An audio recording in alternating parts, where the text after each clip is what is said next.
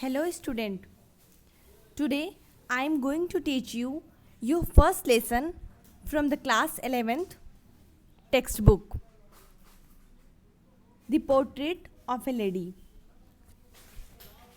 The Portrait of a Lady ये एक autobiography है जो कि खुशवंत सिंह ने लिखी है।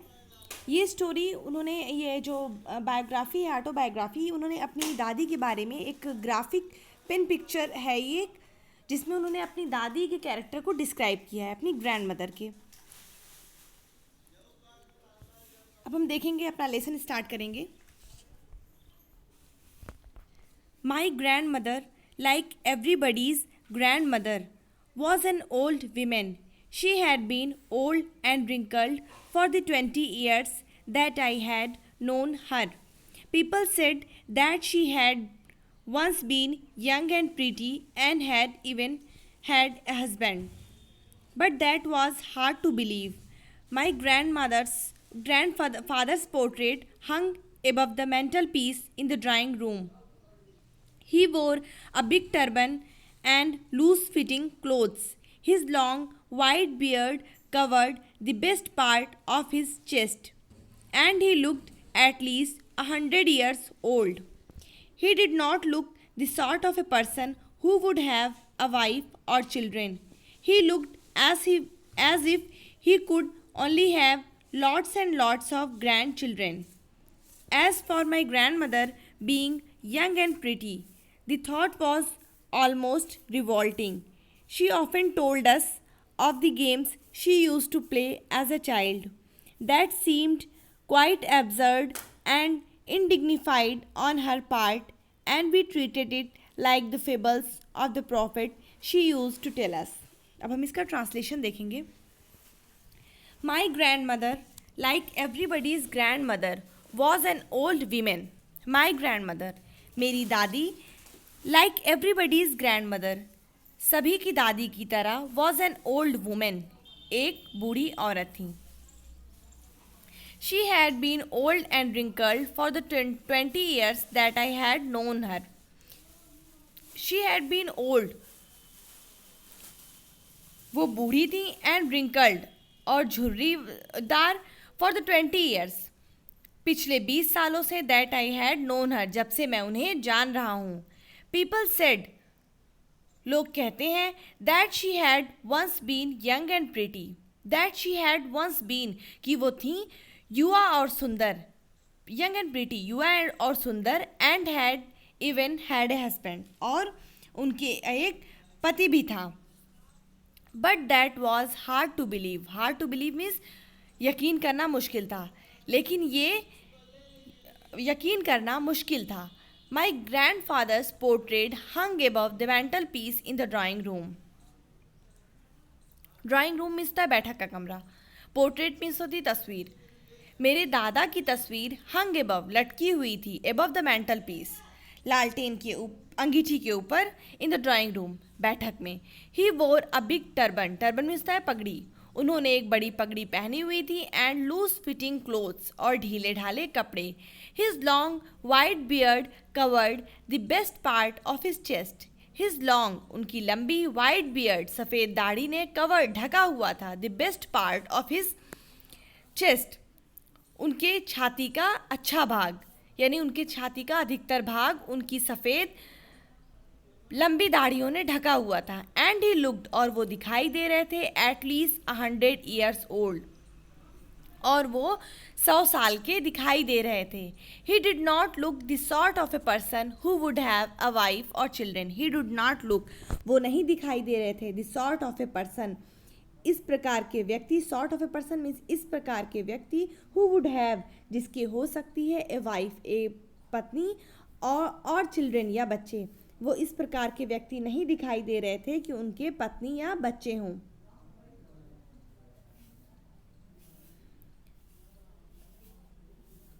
He looked as if he could only have lots and lots of grandchildren. वो इस प्रकार दिखाई दे रहे थे कि उनके सिर्फ पोते पोतियां हो सकते हैं. As for my grandmother being young and pretty, The thought was almost revolting. As for my grandmother being young and pretty, जैसे कि मेरी दादी युवा और सुंदर थी. The thought was almost revolting. Revolting means होता है अपमानजनक, यानी ये विचार अपमानजनक था. शी ऑफन टोल्ड अस, वो प्रायः हमें बताती थी. ऑफन मीन्स है प्रायः, वो प्रायः हमें बताती थी. द गेम्स, उन खेलों के बारे में. She used to play as a child. She used to play, जिसे वो खेला करती थी. एज ए चाइल्ड, बचपन में. That seemed quite absurd and undignified on her part. That seemed, जो प्रतीत होता था. Quite absurd. Absurd means होता है बेतुका, जो कि बेतुका प्रतीत होता था. And undignified. Undignified means होता है असंतोषजनक, जो कि अपमानजनक और असंतोषजनक प्रतीत होता था.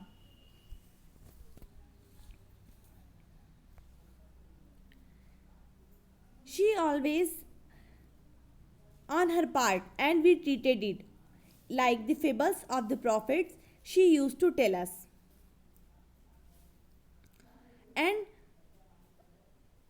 And we treated it, और हम इसे मानते थे, like the fables of the prophets.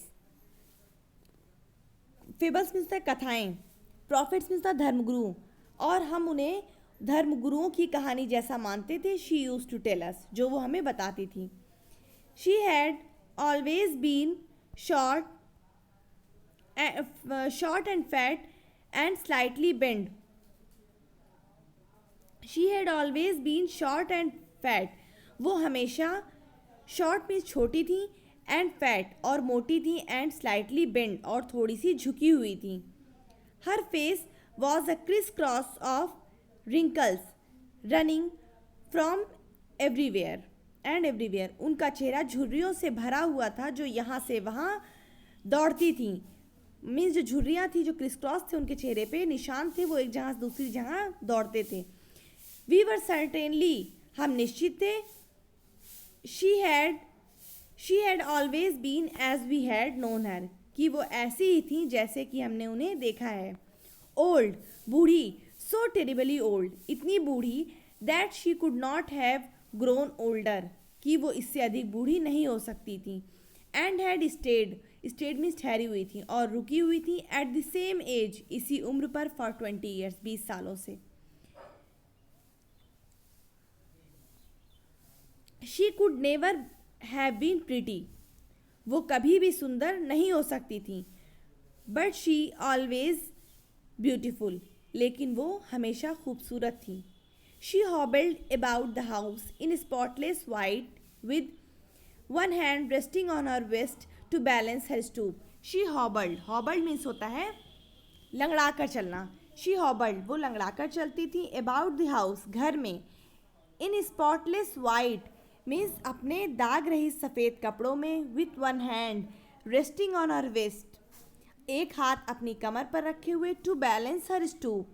Stoop means था कुबड़, अपने कुबड़ को सहारा देने के लिए, अपने कुबड़ को संतुलन देने के लिए. And the other telling the beads of her rosary, और दूसरे हाथ से अपनी माला फेरती थी. बीड्स मीन्स था माला के जो मोतियां होते हैं. हर सिल्वर लॉक्स वर स्कैटर्ड अनटाइडली ओवर हर पेल. हर सिल्वर लॉक्स, उनके चांदी जैसे बाल. वर स्कैटर्ड मीन्स बिखरे रहते थे. अनटाइडली ओवर हर पेल पकड़ फेस. पेल पकड़ फेस मीन्स पीले सिकुड़े हुए चेहरे पर. एंड हर लिप्स, और उनके होठ. Constantly moved means, constantly means लगातार हिलते रहते थे. इनऑडिबल प्रेयर मीन्स था प्रार्थना, और इनऑडिबल मीन्स था शांत, चुपचाप. और उनके होठ हमेशा शांत प्रार्थना से हिलते रहते थे. यस, शी वॉज ब्यूटिफुल, हाँ वो सुंदर थी.